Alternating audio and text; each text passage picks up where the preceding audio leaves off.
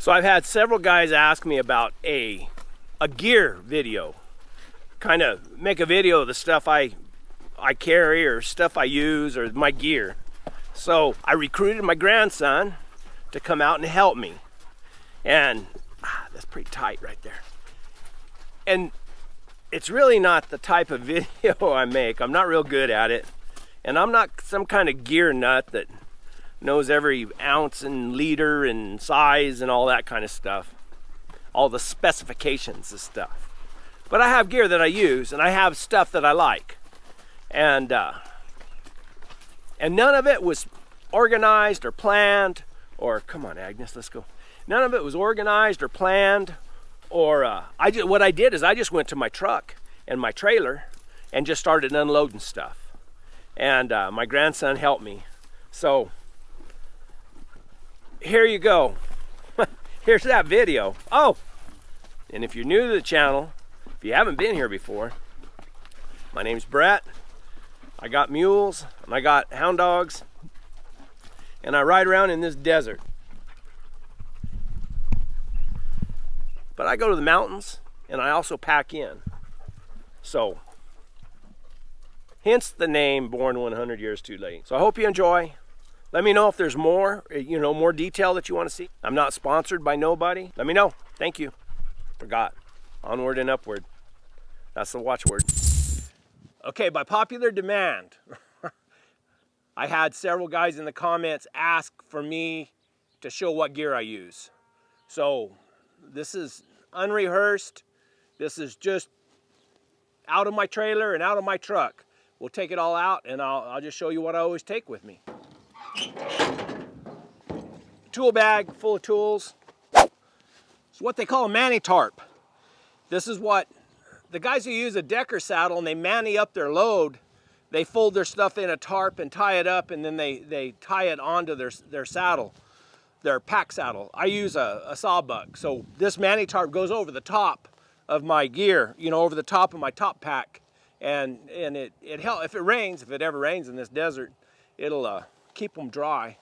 I always carry extra water in my trailer. So I got these blue 5-gallon water jugs. I also carry this, and when I camp somewhere, my rooftop tent, I got water I can put right here on the fender, and I got access to it. I'll show this here in a minute when we get to the table. One of these I have alfalfa pellets in it. It's an alfalfa grass mix, and the other one I have dog food for my hounds. This is the pad I use on my saddle mule. It's a Skiddo pad, and I just about have it worn out. A guy gave it to me that came down and hunted with me for a while. I really like it, and I contacted them to see if they would give me a discount or something on another pad, because I just about have this one wore out.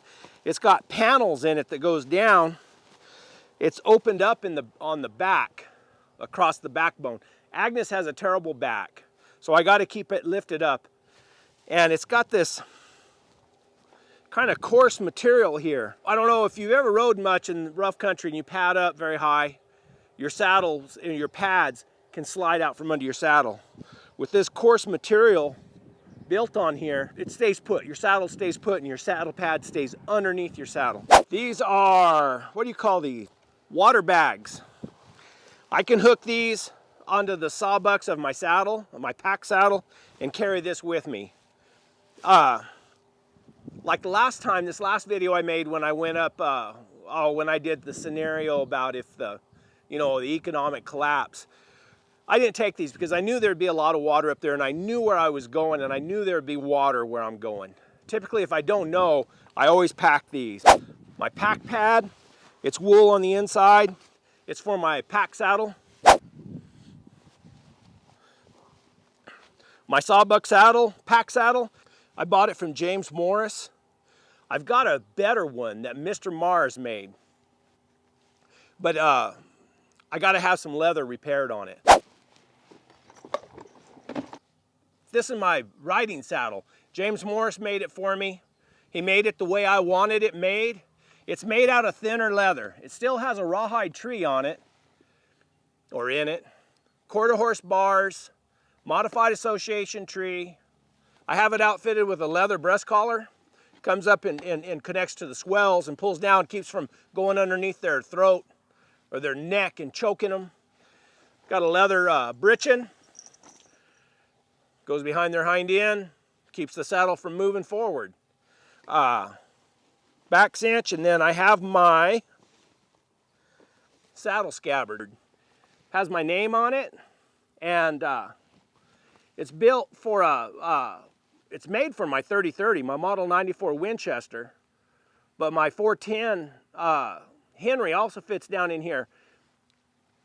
Slides down, and then the lever slides down into this pocket right here, and that keeps it from coming out. Now, a lot of people like to carry their gun with the butt facing up and forward so they can keep an eye on it, and then also they believe that it's going to keep it from falling out. But what I found is from riding through the timber and everything, with your butt facing forward, your mule goes around a tree or something, or there's a big old branch, it can hang between the butt of your gun and your mule. I carry this big boy silky saw on my saddle. This is handy. You gotta be careful because it'll cut the water out of you. And then I carry, this is my gate opener, or my build-a-gate. Or if I have to, work on a fence somewhere, they're a little pair of like fencing pliers. Pommel bags. These hang off the side and hook on. This is all from Mountain Ridge Gear. I carry all my daily snacks up front here. A little mosquito net in case I get in the mosquitoes real bad. And then I got some little candies. They're not candies, they're, I don't know what they are, nuts and different things to keep me going. And a lighter. And then I carry my waters, usually in these, and I carry my camera in these.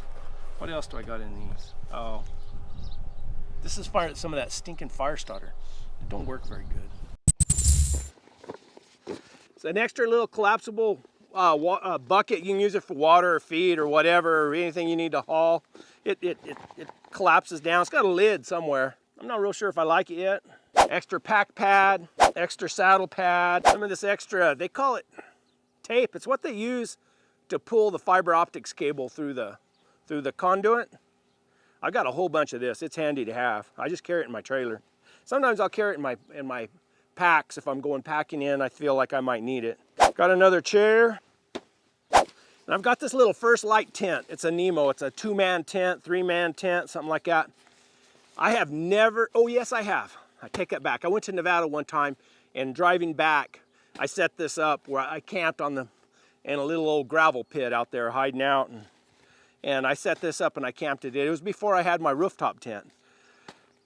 When I go on my trip tomorrow, I might take this and set it up because it looks like it's going to rain, and the weather forecast calls for rain.